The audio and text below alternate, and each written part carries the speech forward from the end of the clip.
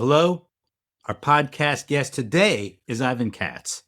He is the founder of Great Lakes Landscape Design, just outside of Detroit in Michigan. He's the co-host for our Summer Growth Summit, August 18th to 20th. I'll put a link in the show notes.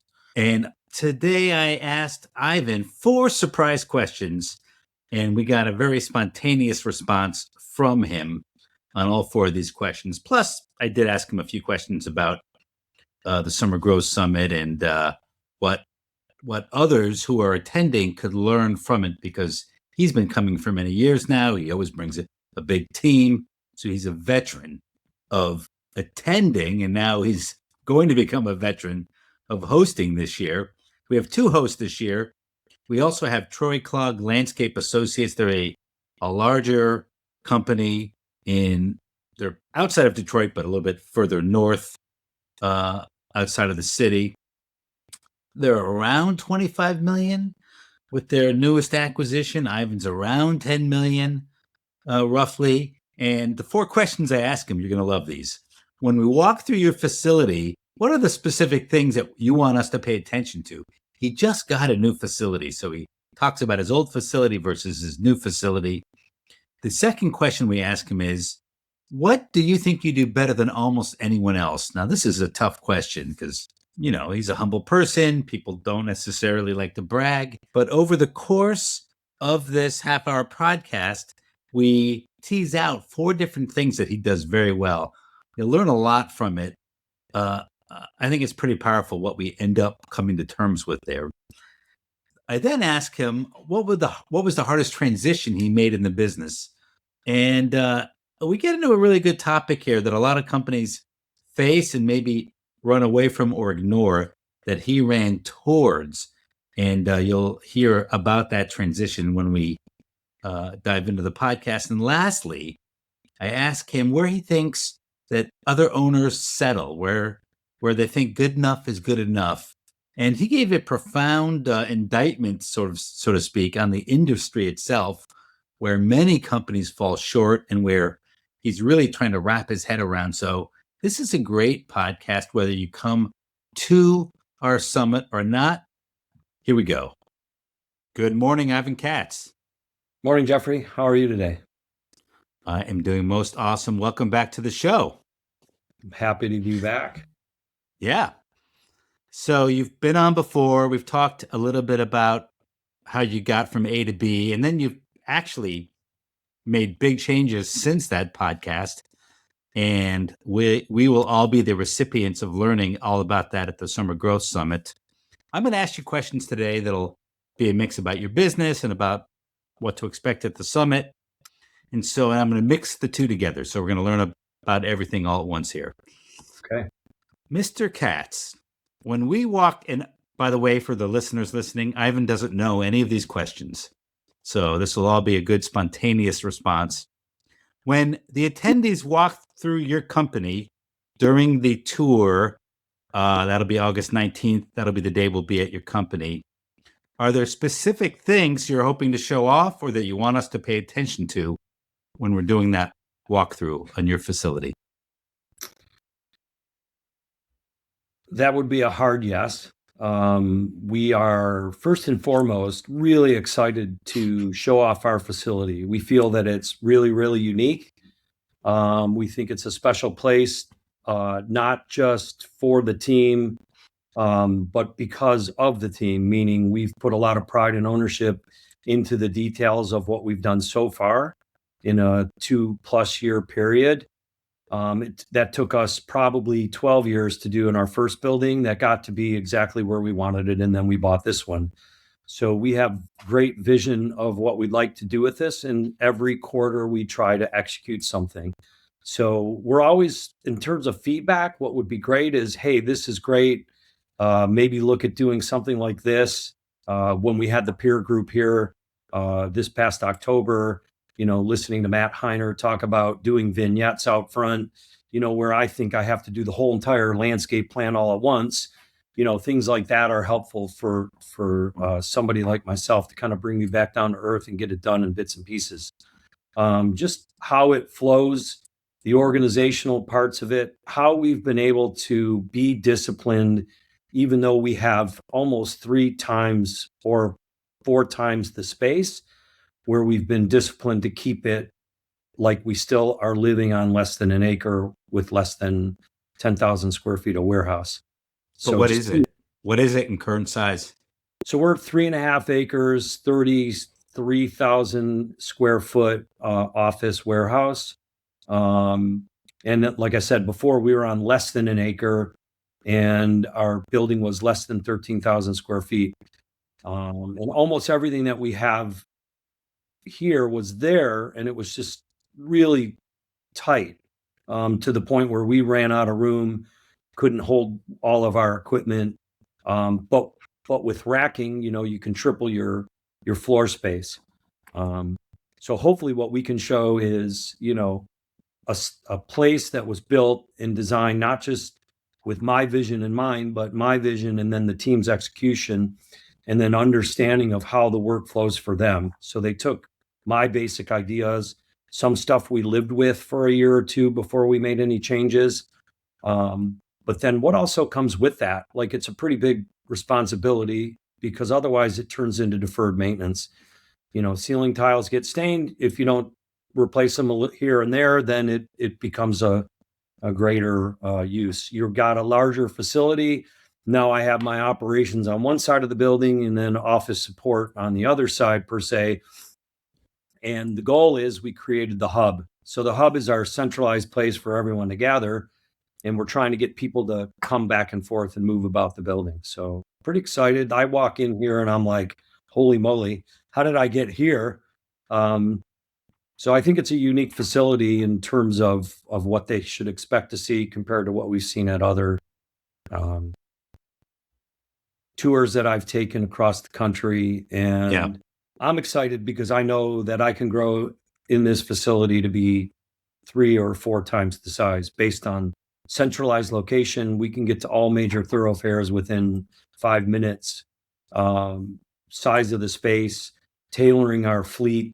We're very um, precise and intentional about how we design our vehicles to reduce trailers, because a lot of the times we're dealing with small spaces and homes. So it's easier to have just a truck with an iBox, no trailers, and then we deliver most of our materials. I think it's going to be exciting after we come do the facility tour. I'm going to have you and Troy on stage together, and we're going to ask you your secret. How did you find such a great place? And so, don't tell us now, but we're going to want to hear that secret, because it's hard. I think a lot of people in some parts of the country could have facility envy. Like, how could we ever afford that where we are? But, you're in a growing city that, it's probably not cheap to live there. So I look forward to you sharing that once we get in front of you. So let me ask you another question here. Now, you're a humble guy, so I don't know if you'll have an answer to this question, but when you look at your business today, what do you believe that you do better than almost anyone else in the industry? I know that's a big question, but so you could take it as anyone else in Detroit, anyone else in Michigan, anyone else on the Eastern Seaboard. Answer it any way you want. What are you uniquely good at? How about that? Me personally, or as a company, or how it Yeah, traits yeah, the across the company board? for sure. Well, I think it was, like, we've been in business for 37 years, and the one thing that seems to be popping up a lot is, that brings a lot of weight with it. Meaning, we've been in business for 37 years. And it's our reputation. So first and foremost, we've always lived to our brand promise, which is we make it right. Internally, we say we make it right no matter what the cost. And I think that that's been an important part, and everybody here knows that. So I always tell them, stick to the facts. I work at a place where if I make a mistake, they're going to back me up and they're going to make sure that we take care of it. And also goes to our mission statement, which is transforming spaces and lives using nature and innovation. So I think that's really where it all came together, and being very, very clear that, you know, it's very common to hear people talk about people first business. I think really we live it on a daily basis. And I think that's really the most important thing in this company, is that we really have people here that really care. They want to get shit done. Um, I think that's what makes it unique. The first answer isn't no. The first answer is yes. Let me figure out how to take care of that for you, because we work for a Okay. clientele that's busy and demanding, and maybe people that some other companies wouldn't want to deal with. But we want to bring people outside and make their lives better. But it starts here. It starts with the people. Yeah. Okay. Uh, I know a few things about your company. I think another thing that makes you unique, and you're going to give a whole talk around this, is how you have created a successful business development in the residential sector. Hard to do.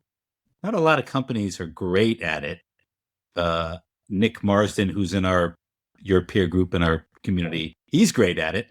But I think you're even better at it in terms of how you've had it impact the entire company and not just like one sector of the company. So I'm excited to hear that talk that you're going to give on that. Anything else? So you chose one and I chose one. So now back to you. Give me one more thing that you think makes you guys very unique, Well, or in that that you do line of what better. we were talking about, so bringing Ellen on board, um, she was floored when I'm like, no, you need to go back and look at the numbers. And, I'm pretty sure over 70% of our business on an annual basis comes from within our database. So Yeah. and if 35% of that is contractual recurring revenue, that means that we are either selling a lot of enhancements, or our clients are coming back a second, a third, or a fourth time. And so part of it is a strategy where if your budget isn't $500,000 in the first year, we can execute it over 4 or 5 years. And so we call that like an annuity. That's how Yeah. we treat our clients. And then really, really, I'm really excited. By the time everyone gets here, we'll have all these new workflows in place with HubSpot, where we're just going to really, like right now, if you call the company, maybe they don't hear from us for 5 days before the next meeting. Ultimately, that's going to be changing, where we've got this really great workflow where they're going to be very intentionally uh, heard from on a Yeah. regular basis, these people. So as good as of a job as we can, I think that one of in our 3-year plan, that metric is going to grow to over 80%. Right now we're tracking around, last year and the years prior, over 70%. So somewhere in this 70 to 71%. I think in 2022 is probably a little higher, because we just sold a ton of large enhancement projects, some as big as $500,000. So that's pretty significant, to who we are. And I don't think we've even touched the surface. I just think that there's so much more. We're putting together the pieces for the account manager. As you know, um, we have Yeah. failed miserably at that for multiple reasons: processes, plans, execution, and then hiring. So we're pretty excited of what that could really truly bring if we really pay attention. Our retention rates are good. It's Yeah. just our enhancement sales could be even bigger. So that that third answer to the question really tied the first answer and the second answer together to that third answer. And I'll tell you what I appreciate is you have this enthusiasm of we're just getting started. And I think all leaders need to bring that, no matter how old their company is. They've got to bring that every year, every day to the business. And you got you and when we look at your company, you have made some big changes, which we'll all learn about. So in a way, you are just getting started, and you have a new facility as of 2 years ago. So what a Right. great, great energy. Let me ask you another question here. Again, these are questions that you're not prepared for. These are all great answers. So what was the hardest transitions you've had to make as your company scaled? And I'll just leave the question at that. And I know there's a lot of answers to that. So just give us maybe one example The of a biggest hard one, this is transition. actually an easy answer for me. And that is, and you know this because we've been working together now for 6 years. And that is, I changed my leadership team in August of last year. And there were 7 people. We took 4 people who have been working here for us. These are critical people. My longest term employee, Hector, 24 years. Jeremy Locke, our designer that's now converted to a salesperson, 20 plus years. Kathy, I think she's coming up on 15 to 18 years. Sorry, Kathy, I don't remember the exact number. And then Rick Green, manages our fleet, and Kathy's our controller.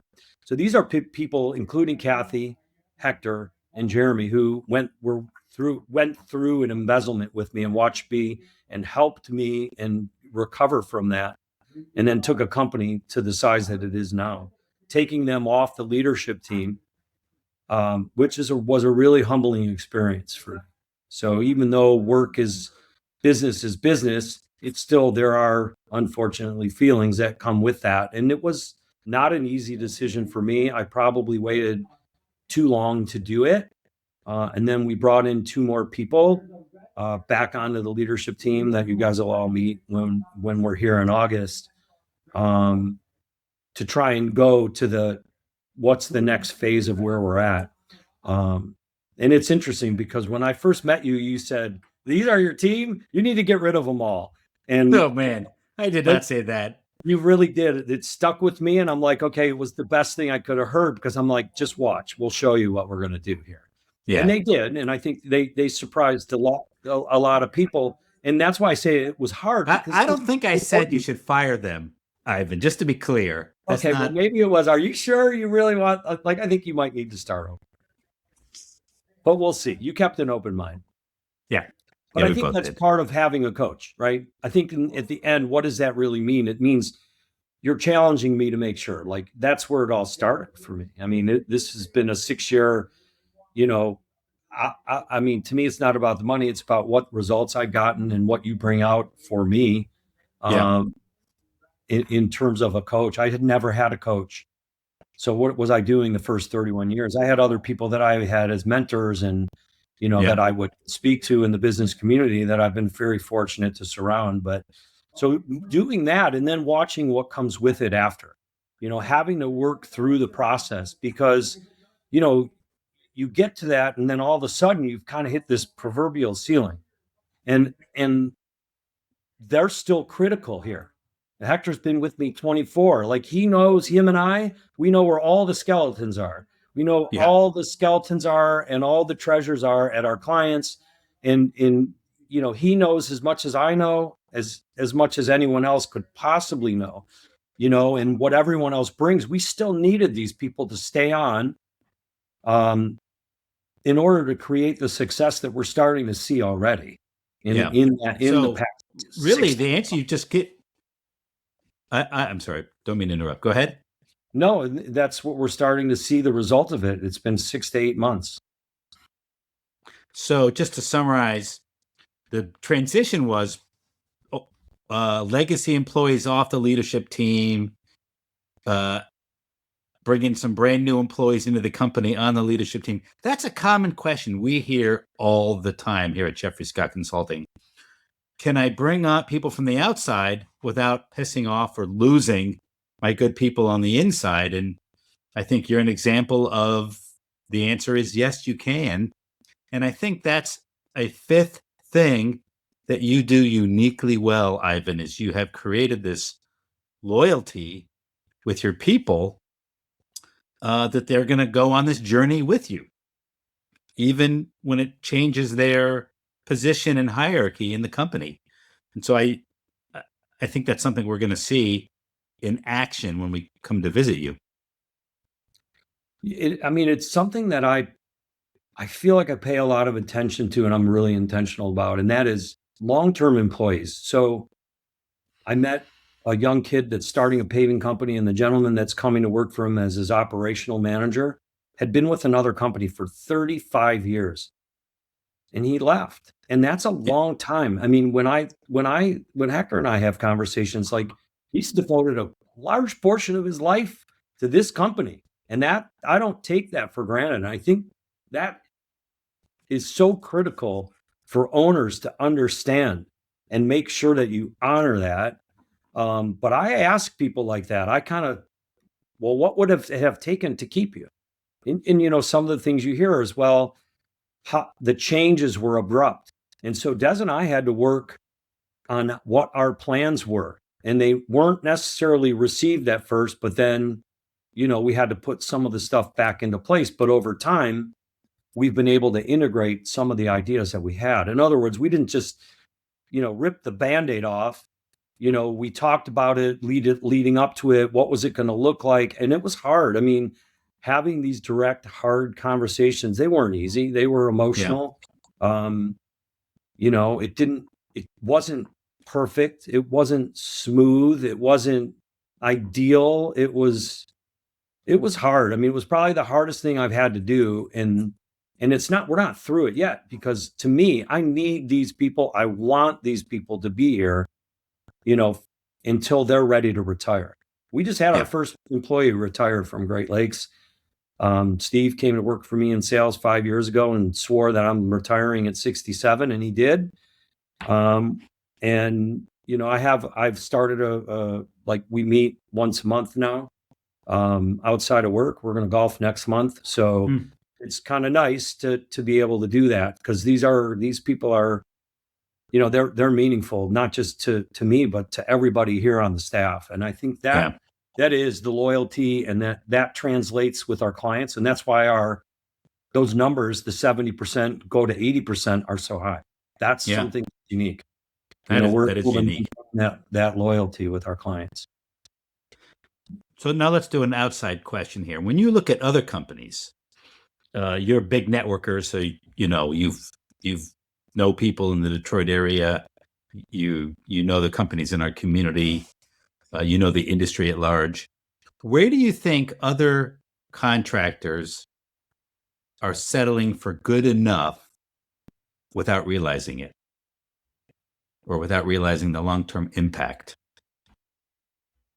Well, I think even we fell into this trap, and I think that's with so from top to bottom, how you treat your employees and how you build them up.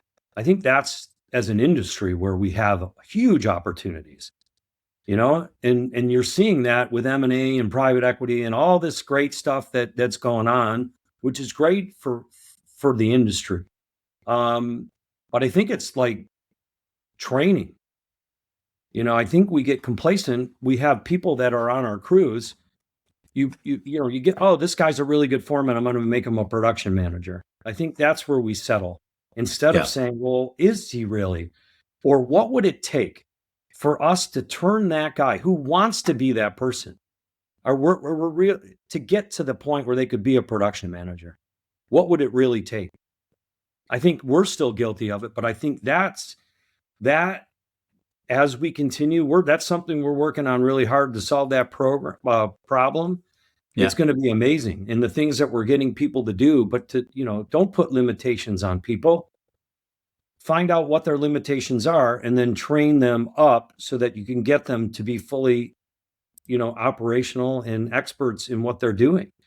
But if you give somebody longer periods of time to do this, I mean, it's taken me 37 years to be a material expert in what I do. Yeah. And I'm still learning. Yeah. Your company will also be giving a presentation on your new training model, which I keep hearing that you copied or you were inspired by Jose Janelle over at Landscape Renovations, and because he's an expert on people development, and you've created your own animal different from his, but inspired by what he did. So I think that's going to be great for the attendees to come see this model that you have adapted for training. And so a couple more questions here. You've attended multiple summer growth summits. Now that you're hosting, uh, what do you think? What do you think people underestimate about the value of coming to a Summer Growth Summit? You've gone, you've brought your team. I think you've maybe brought more people at one or two of the summits than anyone ever has. And so, what do you see as that value that you bring that you get when you bring your team that maybe others underestimate? So I have a couple answers to that because one, I'm hosting, which is a big change. But from a attendance perspective, it goes just to one of our core values: higher honesty, integrity, respect, and education. So the at the very basis of is these events are educational, and they're educational because of the speakers. They're educational because they're hearing it from other people, and it's like, it's not me, oh, the owner, he just wants more money so he can go vacation or buy a bigger house. It's not the leader. Oh, they're just they have their own agenda. It's no, this is really what's happening across the country. And they have an opportunity to network and really see what the depth of our industry is. I mean, to me, that's the dynamic.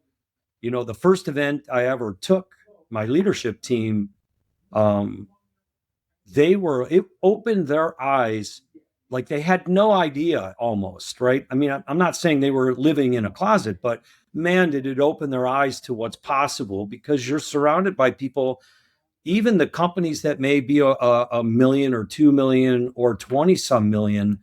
We're all having similar issues, but how are we solving them?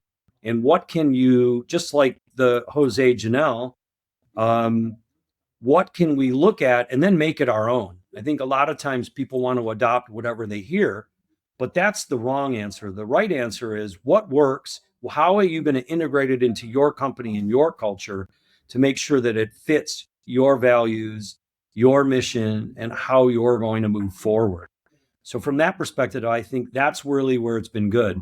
So watching, last year, Jose Santiago with pride introducing himself, as the production manager, and meeting other people and talking to other people, talking to owners, talking to managers, talking to all different kinds of people to understand and learning. And he just came back and implemented a few things on his own. So watching people go and then watching and seeing what they do with it after that's where it really, really is impactful. Now let's revert back here in October when we discussed this concept. And I said, I'm not even going to ask anyone. You said, do you want to ask? And I'm like, no, I think this is something that my team needs. Our team really needs, because it's given us a goal. So I look at it like Ironman training, right? When you know that you've got a race 6 months out, 3 months out, or 9 months out, you have to be very intentional about what you're doing. Kind of like give the busiest guy in the room a project and watch him nail it. It's the same thing. People have their eye on the prize. Everything that we're going to be talking about, some of it we're still working on and we're executing. And then we're going to get up on stage and we're going to talk about it, good, bad, or ugly, where we're at in real time.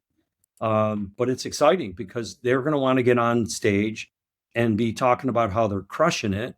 So to me, it was my way of saying, okay, I'm going to challenge you all. I'm going to put you outside of your comfort zone, because that's how it is to be an entrepreneur. Every day you're outside of your comfort zone, and you just have to live in that moment, right? What's the difference between pure elation and pure fear? As an entrepreneur, it's about 30 seconds. Hmm. So, just kind of going with that. So I'm pretty excited. We've already let the team know we have a summer summit Slack channel. We have a summer summit meeting every other week. Everyone that's doing speeches is kind of working together. I think there's talk of doing a Toastmasters together, where we're all going to go and kind of help each other out. And then the guys and people around the facility know, we'll be shut down for the day. So, but we'll have a good, strong presence of our team here. And we're going to start, one of the things we're going to talk about is how do we involve everybody? Like, who's going to be in charge of water? Who's going to be in charge of ice? So really giving responsibility and more accountability to all of our team. So again, using this kind of like a catapult. in essence. So Yeah. that's why I wanted to do this. Yeah. So, you know, what's the net you'll bring? In the past you brought 3 or 5 or 8 people to the Summer Growth Summit. Now you're bringing your whole company. Now I got my It, whole company. yeah, involved, from the head down, head and heart and hands. This is great. It's like Oh yeah. it's a catapult. Like the way you're doing it is a catapult on how to raise up and get your whole team's consciousness and operating level and skills at speaking and presenting and just being a helping hand really to another level. It's very commendable, buddy. Thanks. I love it. Yeah, I mean, even talking about the presentations, I mean, it forces people to really understand what it is they're doing. You can create a training program and then you're in the nuts and bolts of it. But now you have to explain to people, right? And we had this conversation about how am I going to translate the business development? And right now, one of the greatest things we're working on is getting me out of sales. And then what does that look like for business development? And how do I make it so that I am not the only business developer? How do I translate those skills to the people? And it's forced me to kind of put it down on paper and then to really think back and reflect and get some self-awareness around, well, what is it that I do that works? It's not just magic. It's there's real stuff behind it that is I can then translate. And that's something that I struggle with, meaning I'm really good at doing and it just comes natural to me, but then I'm other people it isn't. So how do you work with other people, understand their perspective, because how I think isn't how they think. So then I have to kind of put it in terms for them and make it comfortable for them. Have to connect the dots. That is definitely a ongoing responsibility and task of a leader, of an owner or leader, right? We think at a certain level, we understand, we're constantly reviewing in our mind, and other employees are doing the task at hand for the day, or just don't think at the same level. So that connecting the dots that you just referenced really is a huge responsibility, I think, of a leader. I think that's yes, there's walking the talk. Yes, there's building relationships. Yes, there's embodying the values, but really connecting the dots for everyone on from the vision, mission on down, strategic projects, how they impact everything, really. Yeah. And then level and layer in all the other noise that comes with a day in the life, even for our people, you know? Mr. Katz, I really appreciate you. Actually, I said this to Troy, I think. Down south, you're Mr. Ivan. Up north, you're Mr. Katz. Down here, it's your first name. So, Mr. Ivan, one last thought here to people listening, either about the Summer Growth Summit or about a lesson you've learned in your business. What do you want to leave people with here? Give us a couple thoughts. We're recording this on Good Friday, so people won't hear this until after Easter and Passover are done. But with this weekend in mind, it is a time for reflection, a time for being with family. So give us a couple thoughts. So let's start with the easy. First of all, ad-libbing and riffing a little bit here. I'm excited for everyone to come to Detroit. So I've been here my whole life. It'll be 61 years next week. And I just think the resurgence and what Detroit is, I'm really excited for people to get a taste for it. I think they're going to really enjoy it.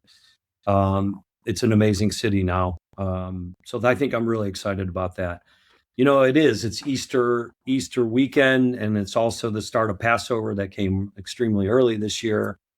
We celebrated last night. I think there's a lot going on in the world. What's the lesson?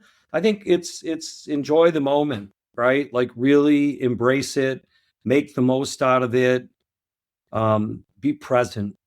We're in an and I call it the Amazon era, right? Where if I can't get a product either that same day or the next day, I'm looking for a different vendor. And so I think sometimes we get caught up in that and we're moving too fast. I've been really I've had a couple incidents where either I lost my phone for a day or was without, internet for a few days because of some IT issues, and really not having my phone. And it brings back this whole thing. So this is my lesson: is be present. Be present in your conversations with your family, with your children, your spouse, your friends, with your team members, your clients, because it just becomes that much more valuable. And you can really build a lot of loyalty and a lot of goodwill by just, being present and listening and, understanding what it is that people need from you and for you, and be clear with your word and be straight. So I think these are the two of the biggest things that I've been working on the hardest right now. And I think if I can nail those two things, we'll really see a lot of great results, because it starts with me. I'm the spirit of the company. And, if I come in and I'm not on my best, then I need other people to pick me up. But I can be clear with, hey, I'm struggling today, help me out, and here's what we need. So that's the be clear in your word, and then just be present. Okay. Those are great final words here. Ivan, thank you for your time. Wish you some peace and joy with your family this weekend, and we will see you guys soon. Thank you very much. Yeah. See you in August.